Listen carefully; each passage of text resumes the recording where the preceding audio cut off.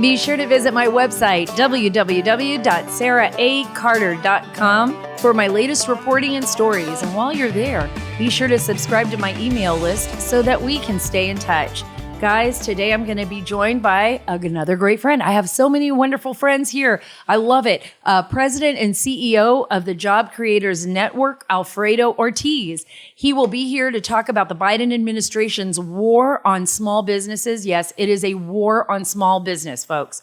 We've got to remember that. And we've got to be ready to fight back against this administration. And what does that mean for the American consumer? How do we handle this when our own executive branch is battling against the American dream? We will talk about that. I'll also cover how the Department of Justice's appeal of the granting of a special master smells like a cover-up. It really, really does. You are not going to want to miss today's episode.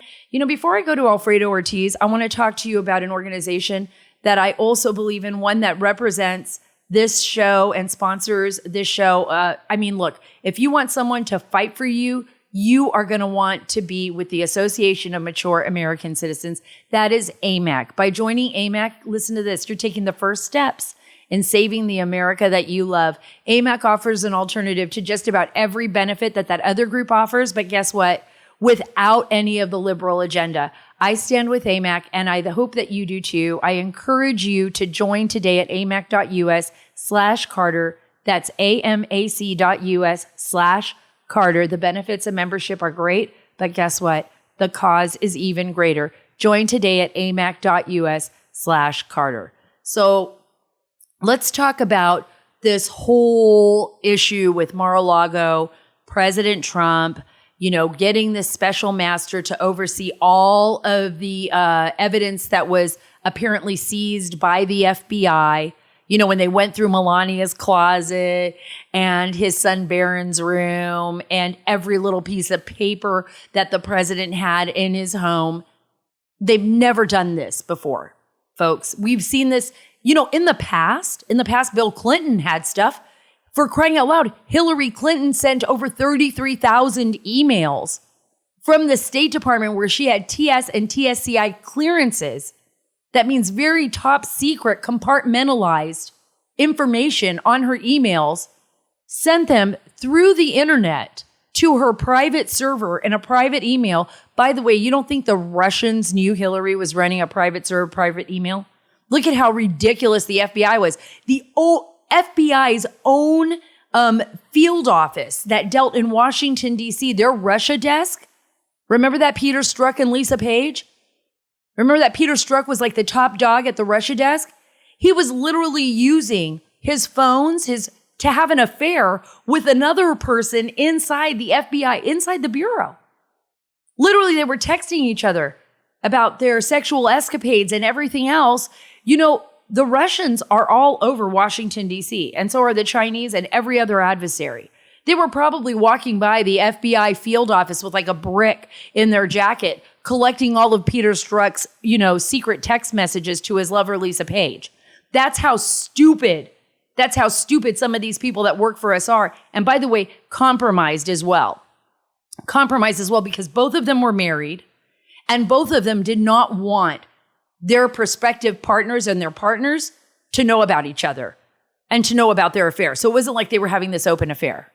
They were doing it in secret, and they were clandestine officers, and they were doing it on open phone lines. And here's, basically Hillary Clinton doing the same thing, sending all of her text messages, across the highway, the internet highway. Hi, folks. It's me, Hillary. I'm driving my Ferrari down the internet highway full of classified material in my back seat to my private server in my bathroom at home, and hoping that maybe the Russians aren't checking it out as I'm passing by. That's how easy it is. Well, right now with this special master, going through and this whole idea of reviewing these documents, this is coming from the Washington Examiner. And this is very important to note. Very important to note. Right now, an attorney for former President Donald Trump scolded the Justice Department, listen to this, for fighting the appointment of a special master to review the documents seized from Trump's Mar-a-Lago. U.S. District Judge Eileen Cannon granted Trump's request for a special master despite the Justice Department's opposition. And the two sides have since turned in proposals on how to move forward, including nominees, very important, access, and the speed of the third-party review.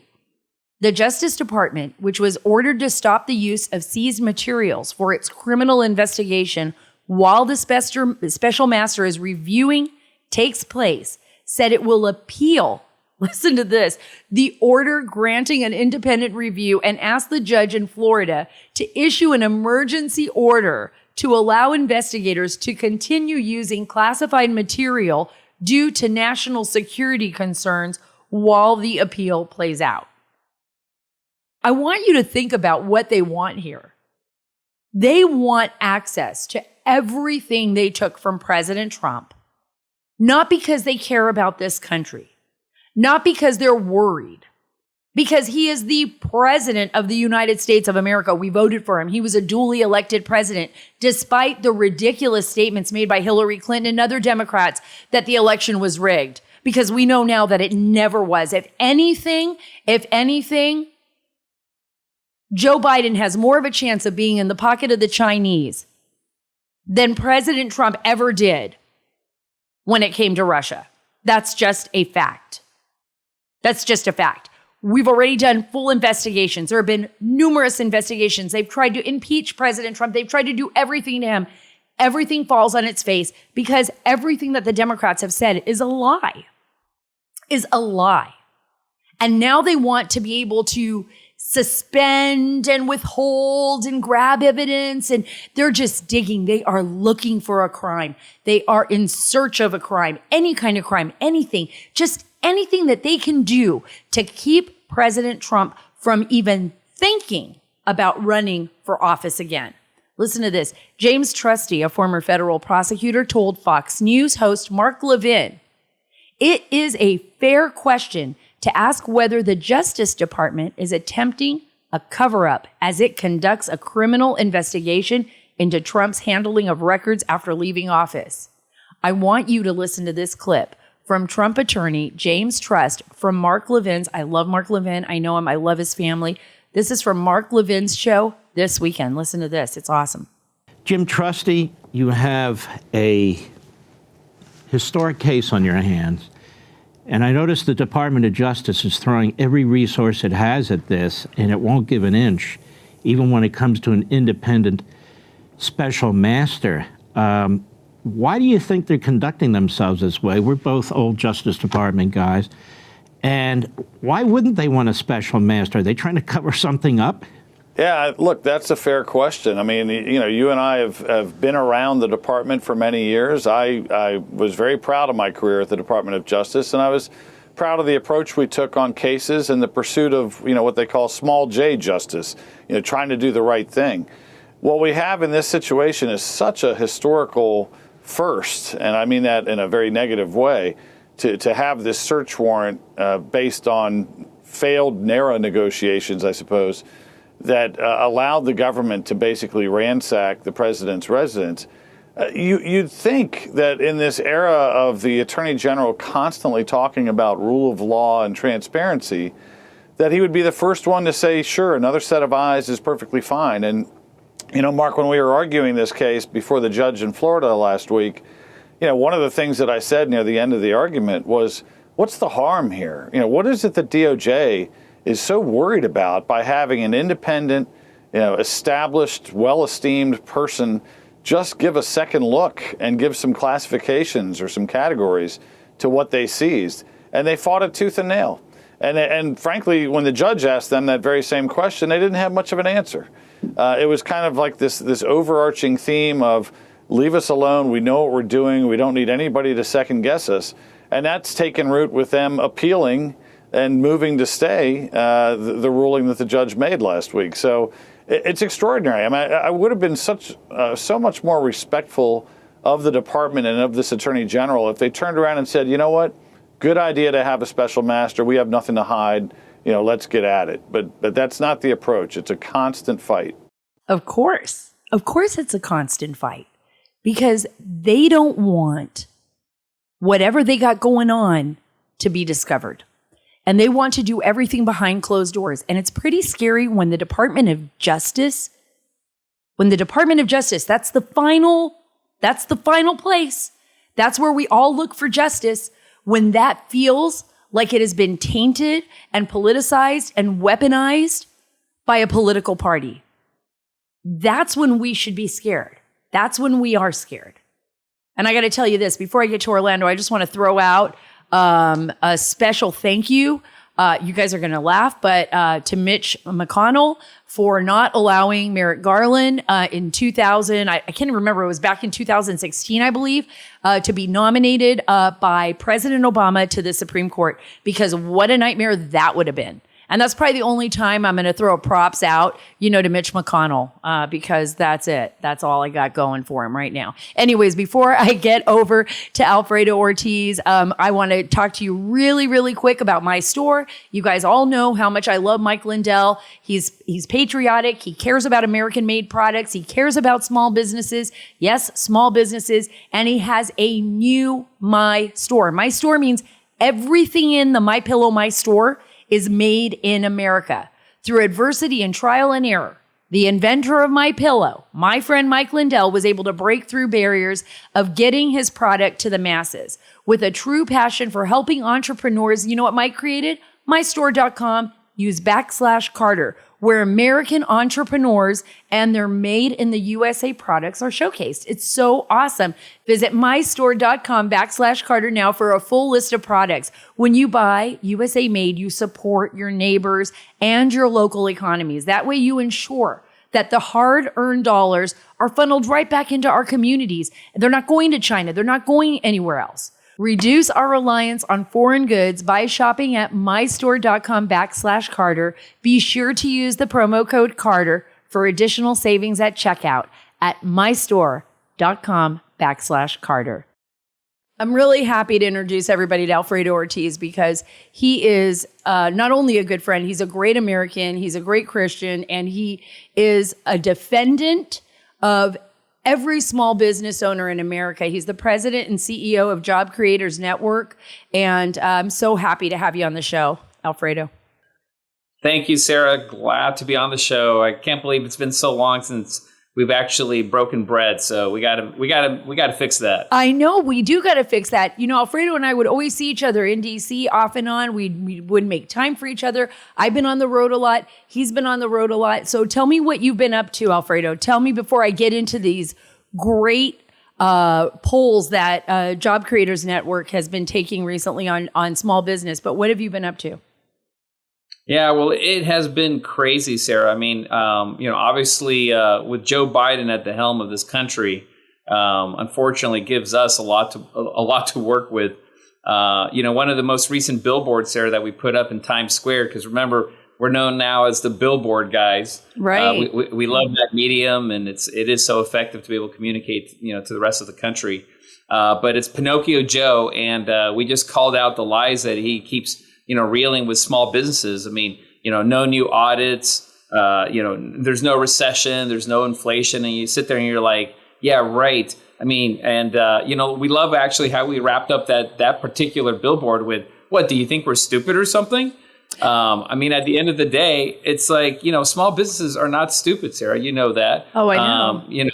I've had my own small business, and every one of our members are so frustrated because they really literally, I think at the White House, think that if we just, do the little kabuki dance, people are just going to, pretend or think that things aren't as bad as they are. Sarah, the other day, I went to, Kroger and I paid $6.88 for a little thing of cream cheese. Right. I mean, that's just so ridiculous. Turkey, for example, boy, I have to tell you, I mean, the biggest turkey of all is going to be Joe Biden, because turkey is going from less than $2 a pound, Sarah, 2 years ago to over $6.50 a pound this year. So you're going from $40 for that 20-pound bird to over $130 for that same bird this year. It's crazy. It is crazy. I think a lot of families will be eating chicken and roasting it, with some potatoes and just I'll be one of them. It's really crazy when you think about how much that's going to cost an American family. And you're right. I don't think the people in Washington even pay attention or think enough about what it takes. When I go to the store, I've absolutely noticed it. I go to the grocery store. I don't have anyone go for me. I go down there with my husband, and we're at H-E-B, and I get to the checkout counter, and all of a sudden what used to be like $170 worth of groceries is now like close to $300 worth of groceries. Yeah. And I'm just like, I know I didn't buy anything different. I know this is the same stuff that I bought.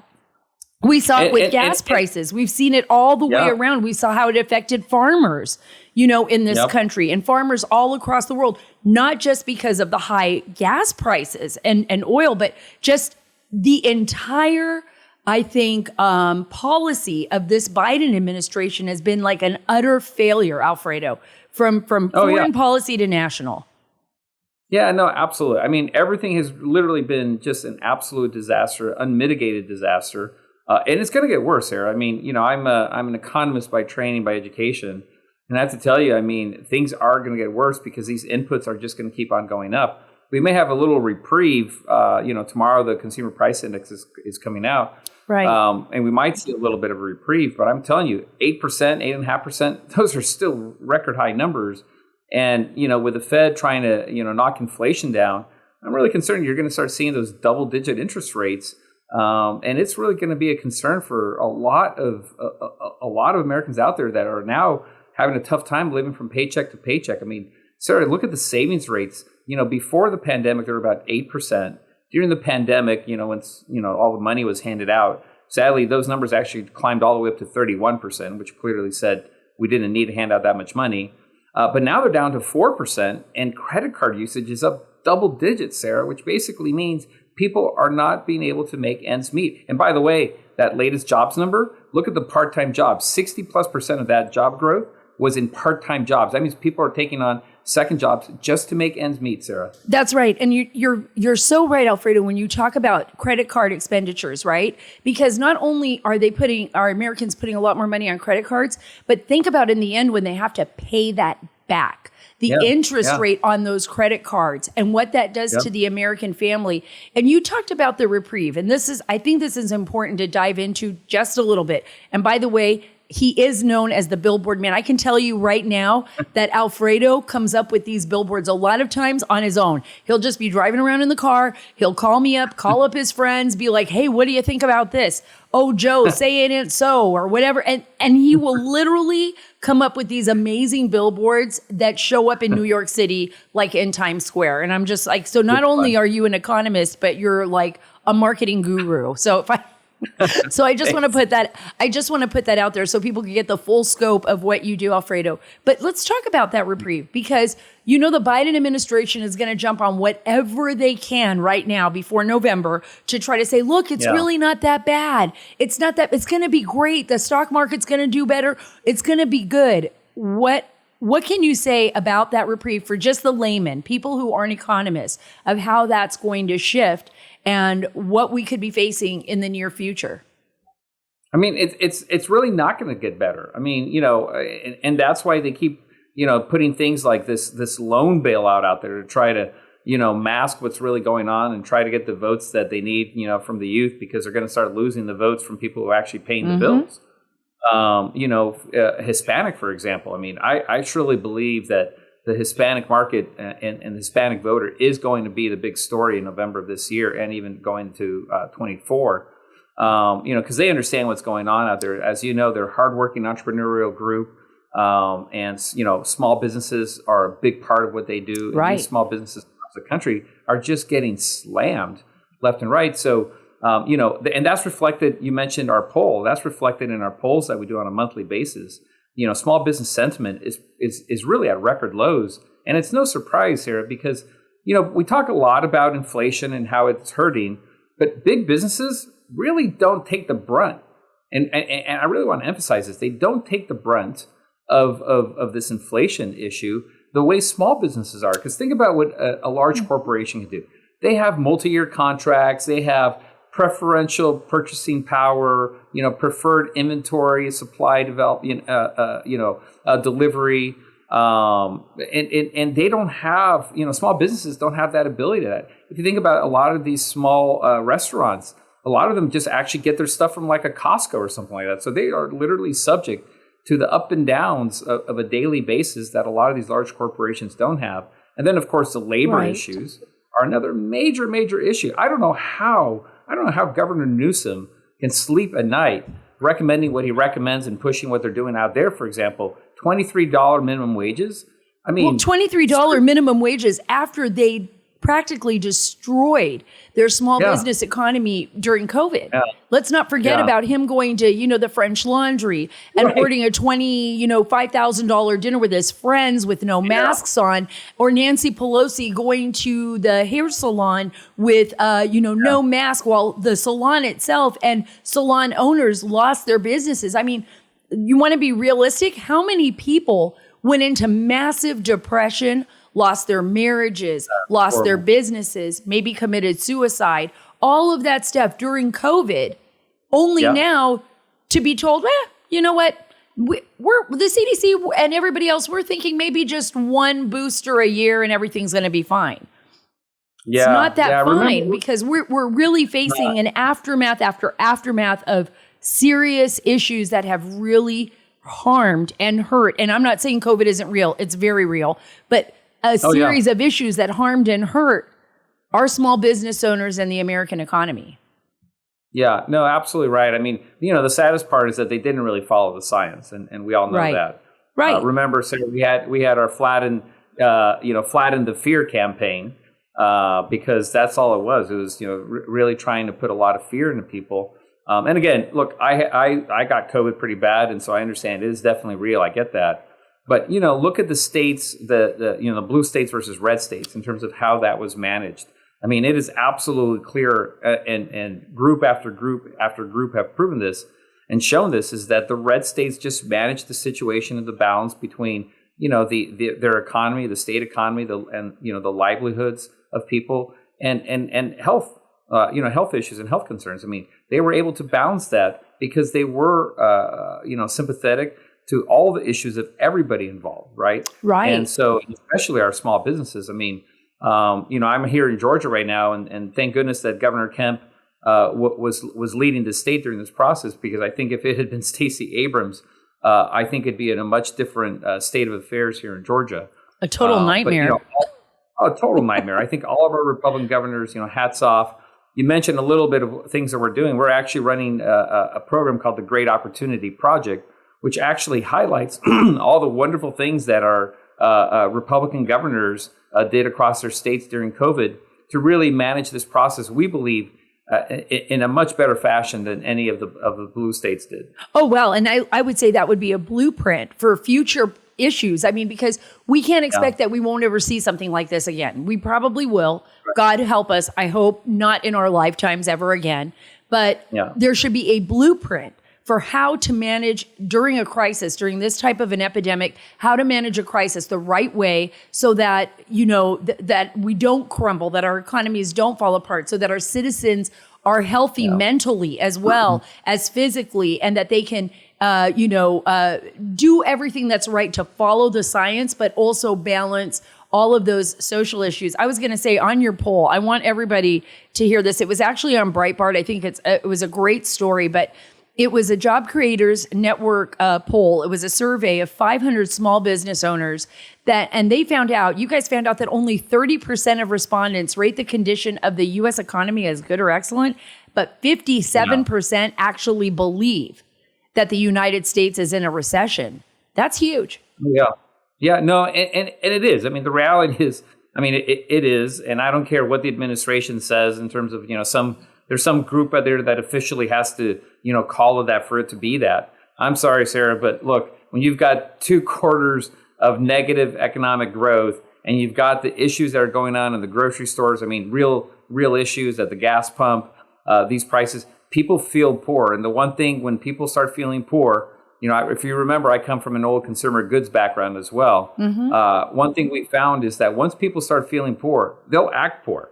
I don't care what the reality is. I don't care what their bank accounts show, but they'll start pulling back, and that behavior is what we're seeing right now, which is why, again, I'm also very concerned about hitting the period that we only saw during Jimmy Carter, and I think actually Jimmy Carter is probably going to look good compared to Biden now, but it was called stagflation. which is basically negative growth and record high inflation, which is pretty much where we are right now.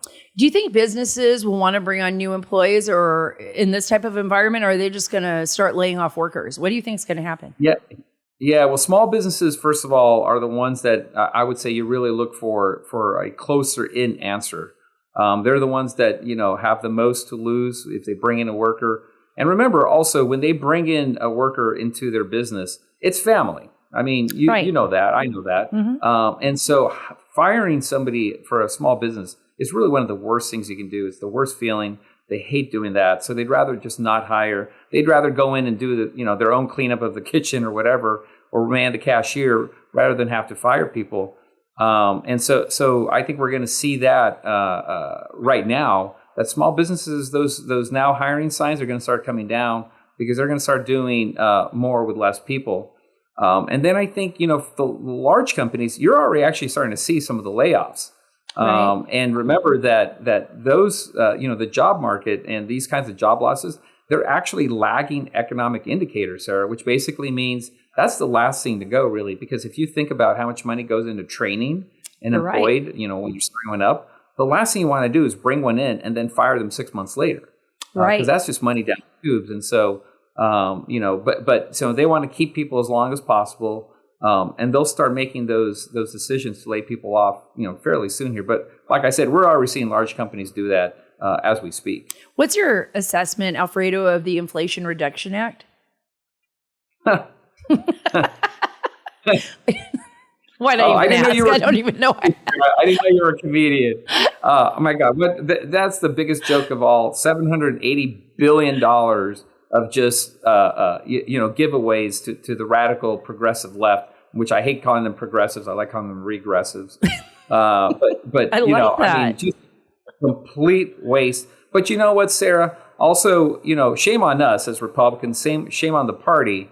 Because we spent a lot of time, and I'm not saying that this wasn't important, but when you look at the challenges about January 6th and Mar-a-Lago, a lot of energy was pulled away to talk about that. Our message discipline needs to improve, Sarah, in this party. Our message discipline has to get a lot better. This election is going to be won on kitchen table economics and nothing more. I'm so glad you brought that up. And I don't mean to cut you off because I agree with you. You were saying kitchen table economics. I completely agree with you.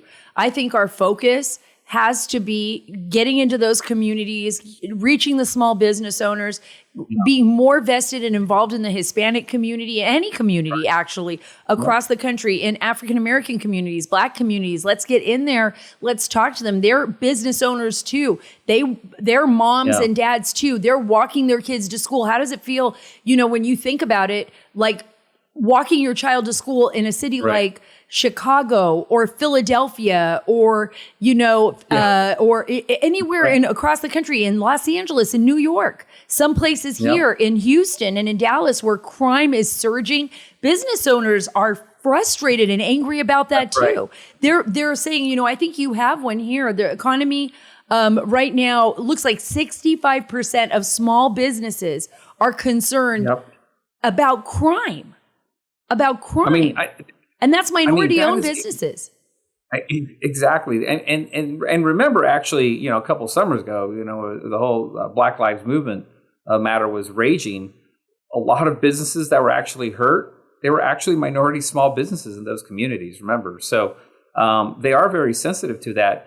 I mentioned a little bit earlier ago, Sarah, the Great Opportunity Project that we've rolled out that actually basically reflects what Governor Youngkin did out in Virginia in terms of the focus that he had in terms of establishing a very clear and positive message for the voters of Virginia. And look what happened there. He focused not on saying, vote for me because I'm not the other guy, or vote for me because I don't suck, and they do. He said, vote for me because I have a vision. Mm-hmm. I have a vision for this state. And it basically revolved around four different things, Sarah, that I think if we follow the same message discipline that he did in Virginia, I think across the country, this would be a resounding win, right? He focused, first of all, on a healthy economy and a thriving small business community. Mm-hmm. He focused on safe communities, safe streets, to your point, healthcare choices. We all know what Bernie Sanders is about with Medicare for all. If you remember a couple of years ago, we actually rolled out a Job Creators Network, Healthcare for You, because we actually believe that the decision of healthcare should be in your hands, not a decision of bureaucrats, right? Which is truly, truly critical. And that, by the way, is something that Republicans keep running away from, and they shouldn't run away from it because we have an answer.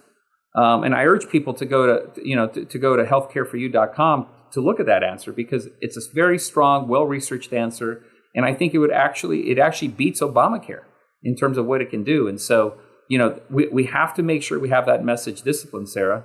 And I'm concerned that we don't have that right now. Right. And also, I think a big thing with Governor Youngkin was also education and parents. And yes, and that's right. And that was the last one I was going to mention. Is he called the parent power. Right. Right. And that's exactly what it is. And think about it. That's so relevant with the Black community, the Asian community, Hispanic community. That resounded across, the white community. I mean, that was so important, right? And so those four elements. Sorry to cut you off, but education is such an important thing. We actually had an opportunity to speak to former Secretary of Education Betsy DeVos, on what's going on there in terms of the Biden administration and CRT and all that. I mean, it's a disaster right now what's happening in our public schools because we're forgetting teaching about some of the the basics about math and science and English skills. And we got to get back to that and stop teaching CRT. Right. And a lot of parents, a lot of parents here in Texas as well have fought their school systems on, critical race theory. And I've talked to people, it doesn't matter where you're from, what you believe, what's the color of your skin. Everybody that I have talked to about this, and including me as a parent of a child, our last child still in elementary school, of on her way to middle school. But we want a school that is, that is welcoming, that teaches our children, that isn't teaching our children divisive issues, false issues, a failed, system that doesn't focus on the real history. And I think a lot of kids really, I saw it in Loudoun County with our friends in Virginia, especially in Loudoun County, where they were having the biggest fight. The students were really devastated by how the school was operating, and the parents were too. And I do think that Governor Youngkin is a remarkable governor. He's one of the governors that, you're right, he's got his nose to the grindstone. He's working 24/7 for the people of Virginia, and I don't think people hear enough about him. Yeah, and honestly, we got to do more because. Again, the game plan that won Virginia for him, and frankly, we pretty much turned that whole state over red. That game plan, I think, could really work across the entire country. You think it could be our win in Congress, or win that kind of similar game plan for the Senate, for Congress, and then eventually for the presidency? Actually, if we stick to that message, those 4 points, Sarah, those are winning messages. It's already been tested in Virginia. Think about what Virginia is. Virginia is like a microcosm of our country in terms of suburban versus, rural versus, if you look at the ethnic breakdowns, if you look at, the overall mix between Republicans and independents and Democrats, right? It really is like a mini U.S. And that message was a resounding positive win there. And I really think we can carry that across. And by the way, as we're talking about governors, I think we need to give a big shout out on the education front to Governor Ducey, because he's the first governor to really pull off massive education reform in his state where the dollars actually follow the students, Sarah. What a novel idea. Parents now have the power to choose where to send their kids. Unbelievably important that we try to push that all across the country. Yeah, I do think that's really important as well. What we've seen Governor Ducey do in the state of Arizona pretty much can be matched in other states across our union. And I also believe you brought up a really great point when it comes to focusing on what's happening in Virginia and saying, well, this could happen across the country, because Terry McAuliffe was kind of a nutty guy. Remember, he came out and he's like, parents don't have the right, to decide on their children's education. Everybody was like, huh? What? But we're seeing that now with other Democrats. We see what's happening with Fetterman, right? Running for the Senate in Pennsylvania. His crazy ideas. And, this guy is just way to the left. He's completely radical. We've seen it in Florida Yeah. with other people speaking out. These are like not the old Democrats, right? These are not our father's Democratic Party. This is like kind of a radical Bernie Sanders on steroids party, right? Yeah, it really is. And so giving parents that power to really choose what they believe is in the best interest of their children, whether it's curriculum or whether it's the actual school that they should send their kids, private, public, Catholic, Jewish, Muslim, I don't really care. But it's the idea that you as parents should have the absolute power and final decision on what happens to your children. And so that's what I love about what Governor Youngkin did. I love that, Governor Ducey did what he did. And I think, again, we need to wrap our arms around some of this and get those messages out, Sarah, because, again, going back to my main concern here that I have for every Republican out there, stick to your messages. Right. Do not deviate from the message because, frankly, I really think that Democrats are really, really smart about this. They throw these firebombs out there like Biden calling us fascists, for example. You don't think that he thought he was going to get us all riled up? Of course he knew that, right? But let's not fall for the bait, right? Let's not fall for the bait. Let's keep him honest. Let's keep him accountable to the disaster that he has created over the past 2 years. Call him out and forget the other distractions. Absolutely. Well, how do we get around the media bias, though? Because you're great at this, Alfredo. You're out there, you're putting the message loud and clear in New York City on those billboards. You get your message out there when you speak. But how do we get around, this continuous media bias that we're seeing now, that we've never seen it to this extreme as we've seen from I would say from 2016 until now? Yeah, it's horrible, right? I'm sure every morning the White House actually briefs, the mainstream media now with here are your talking points for the day. Because if you flip from channel to channel, it's amazing how they all sound exactly alike, right, with the exact same wording, right? So I'm sure that actually happens, and we should probably, investigate that and blow that up so the American public sees that. But, outside of that, we, for example, at Job Creators Network, we really leverage what we call our small business advocates. These are the people who are out there, run their small businesses. And by the way, we did this wonderful poll with Scott Rasmussen that asked basically, voters and basically every American out there that said, which institutions do you trust most? The top two institutions, Sarah, number one was military. It's about 78% of people trusted the military. And right underneath that, about 76% of the people said small businesses. After that, it all was like nothing, right? It was in the bottom, media, politicians, et cetera.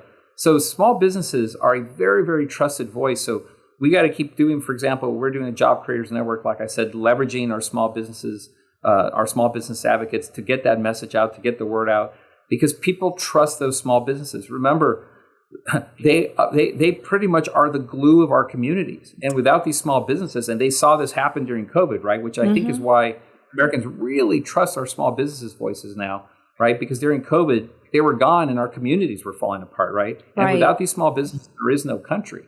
And and without groups like yours, without Job Creators Network and others fighting for small businesses, that also becomes a very big problem. So there needs to be, I think, people advocating for the small business owner, especially up against Washington, D.C. and, against these behemoth rules and regulations and laws. And especially when you have a Democratic administration in office that is really, I would say, opposing the growth of small business, It's an absolute war, Sarah. It's a war on small business. That's what we started off, frankly, in January of his inauguration, basically.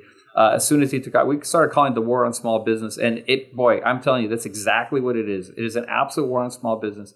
And Sarah, let me tell you why that is, right? It's a war on small business because small businesses represent everything that they hate, that the left hates, right? It represents the American dream, freedom, the belief that if you work really hard, right, and that if you put everything on the line, that you should have unlimited potential and success in this country, right? That you should be able to have all that. It's also an ability to be independent. They hate the fact that they can't corral small businesses. They love the fact that you have a handful of big banks, for example, that they can call the White House and say, you five, you're going to do this. They can't do that with small business. And so they want to take them out so they can become dependent on government, just like they're trying to get every one of us becoming dependent on government. That's such a great point, Alfredo. Before I let you go, I want to give you this last word here because I want you to give, we have a lot of small business owners that listen to the Sarah Carter Show. There's all of you out there, I know you're probably wondering, well, what can I do? How do I get involved? And this show is about giving people tools and answers as well, not just telling them what's wrong, but what they can do to make something right. Where can they go to be a part of Job Creators Network? And what should they do as we approach, the November elections? Yeah, absolutely. Well, thank you, Sarah. I mean, one thing I will say is that I'm proud of our team is that we are true fighters. I mean, we are out there fighting. I have to tell you, my team works 7 days a week. I'm not kidding. That's true. I'm so proud of them. I mean, it doesn't matter what time of day. I mean, we're all working. We know what's at stake. And so we ask people to help us by going to joinjcn.com. We need your help, in terms of voices. If you're a small business and you're interested in becoming a small business advocate, please indicate that. We're always looking to grow that. It's an important piece. And honestly, we need financial support, Sarah. I mean, we were fortunate and blessed that we were founded by an incredible entrepreneur called Bernie Marcus. I love him. I love Bernie Marcus. I do. I just want to throw that out there because he's such a great guy. And I had an opportunity to meet him. So. Yeah, 93 years old, and he's just fighting for the country every day. But you know what? I mean, Bernie can only do so much, right? And he has been so generous. We need the support of everybody out there. I don't care if it's $1. I don't care if it's $5. I don't care if it's, hey, if you have $5 million, I'd take that for sure. But it's a little bit, Sarah, like church. I mean, we're not selling insurance. We're not selling, copy services.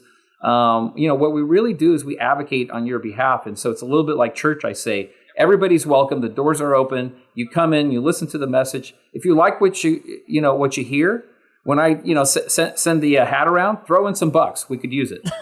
Well, I've learned so much from you, Alfredo. Alfredo and I have been friends for a long time, and I feel like I'm a better person, and I run my business better because of JCN and because of you. So, I mean, this really is about me just talking to you because I know you're out there fighting all the time in DC for for small businesses, and right now we need all the help we can get. So thanks a lot, Alfredo, for being a part of the show. The Biden administration is it's like one lie after another, and I had to play this. I have to play this clip for you actually because it is so frustrating. You all know how much time I spend on the border, how much time I spend in Central America. All of the border issues that I bring to you every single night on Fox News and on my podcast. Well, listen to the so-called border czar and failed Vice President Kamala Harris claiming that our border is secure. Listen to this. We're going to have 2 million people cross this border for the first time ever. You're confident this border is secure? We have a secure border in that is a priority for any nation, including ours and our administration. But there are still a lot of problems that we are trying to fix, given the deterioration that happened over the last 4 years. We also have to put in place a law and a plan for a pathway for citizenship. You guys, she is lying straight through her teeth. I'm just sitting here. I'm going to, if you're on YouTube, you'll see all these documents. I can't show them to you directly. I'm going to be breaking some of these stories, but these are just some of the documents, more than 100 pages, listing of people that have entered this country or that they have encountered at the border, the majority of which, in fact, all in this documentation that I'm holding in my hand, are people who are either MS-13 gang members, incidences where our agents were targeted by projectiles from the Mexican side of the border, where they've tried to harm our agents, child molesters, people that are from countries with known terrorism ties, people that do have terrorism ties, and I have their names, and I have when they came into the country. And this is just in like the last month and a half, right? This is just the last month and a half. So here we once again have an administration that literally does not care that we know they're lying to us. They don't even care. They lie with impunity. They don't even care. And they just hope that they have, their minions that follow them. No matter what they say, these minions will follow them just like robots right off a cliff. I mean, it's just like the Pied Piper, right? Right off a cliff. Just all of these Dems marching lockstep to the music of the lie. And they want to take our nation with them. Well, that's not going to happen. We are not going to let it happen. We are going to continually expose your lies, Vice President Kamala Harris, because you can't say something like that and not expect me to call you a liar. Because you are. You are a liar. It's beyond bizarre. It's insulting. It's insulting to me. It's insulting to everybody who's down on the Rio Grande, in the Valley, in Arizona, in California, people who are actually doing their job every single day, law enforcement officials who put their lives on the line every single day, and all those poor children and women who are being trafficked into the United States. It is absolutely unbelievable that you can just sit there and lie. But you know what? That's the way you all operate. That's the way the Biden administration operates. I am, by the way, full disclosure, because I talk to a lot of people and I'm hearing a lot of things. And I'm sure I'm not the first one, but there are a lot of issues going on right now in that White House. And I'm talking about President Biden's health and his mental state. And I'm talking to folks who say they are hearing that he is not altogether there. We all kind of know that already. But there's a lot of people saying that Vice President Kamala Harris is being prepped because Biden might not be able to serve out the entire term. Now, I don't know. These are, of course, rumors. There is no way to prove this, of course. We don't have that kind of access. But that is what people are talking about in Washington, D.C. now. And usually when there's a rumble, there's something to it. That's what they're talking about right now. And that's pretty scary, considering that she is just a big liar like the rest of them. Guys, thank you so much for listening to the Sara Carter Show. I love y'all. Thank you for being a part of this show and on this journey with me. And I hope you love the guest, Alfredo. You're always welcome back on my show, my friend. He's a great advocate for small businesses, and I'm truly a believer in the American small business. You can follow me on Twitter at Sara Carter DC and on Instagram at SCarterDC. God bless you. God bless our great nation. And by the way, God bless the great state of Texas.